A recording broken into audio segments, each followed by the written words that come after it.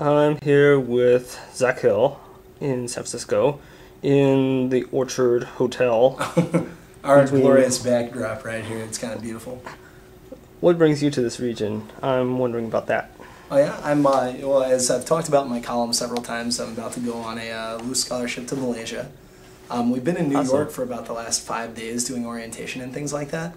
The last 2 days we've been in San Fran with the Asia Foundation, just doing more orientation, specific like country-oriented stuff about exactly what we're going to be doing there, stuff that we should be aware of, a job description, getting bought free lunches, that kind of thing, the glamorous rock star lifestyle, but pro Magic player.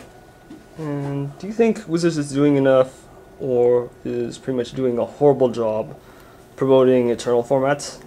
I think Wizards is in sort of a tricky situation. The thing is, you can't promote Legacy too hard.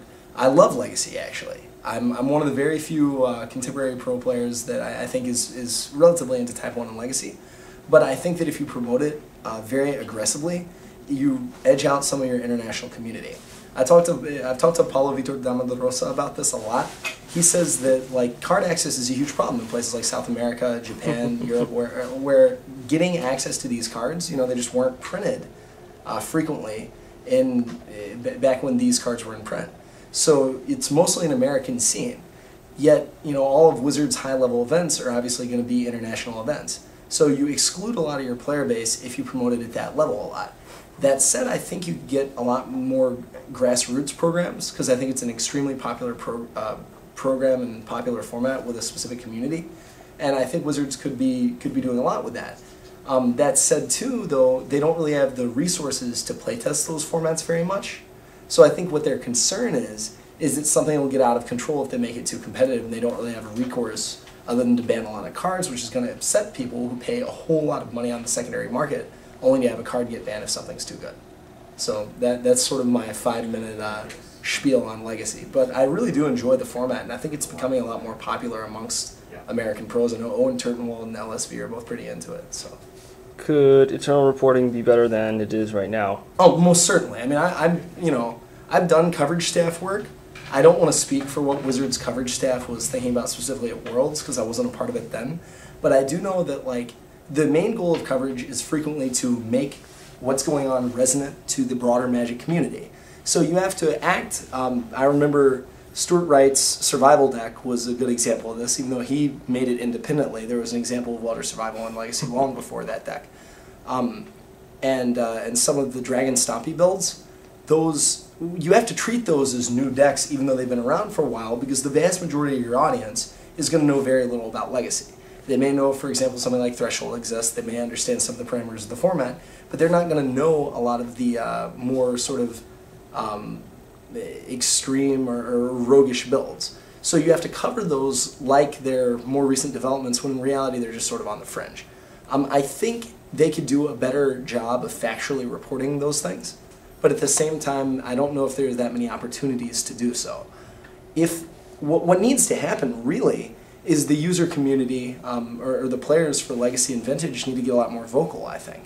If there's a market for a sort of Star City games of Vintage, then I think that market would emerge. But I don't know, Star City has its Vintage column. Wizards on the main page doesn't, but I don't know what you'd talk about every week. I mean, the format evolves, but it certainly isn't conducive to a weekly column format. So I think given how Vintage and Eternal formats work, they're doing a reasonable job, but that said, it's not perfect. If Wizards were to release the enemy fetch lands, what impact would it have on each format?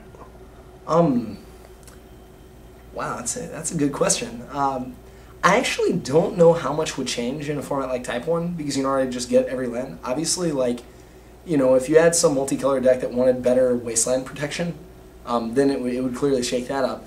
But I think in